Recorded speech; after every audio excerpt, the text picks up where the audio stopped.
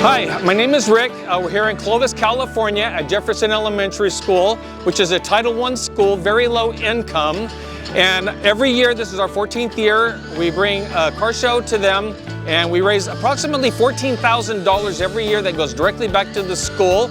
We have approximately 300 cars and over 1,000 spectators, and without the support of BMW Fresno, well, this would not be as successful as it is. We greatly appreciate that.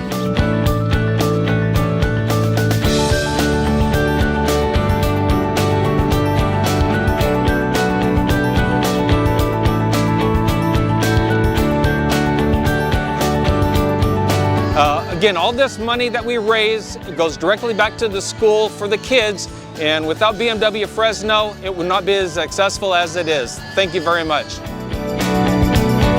Thank you, BMW Fresno.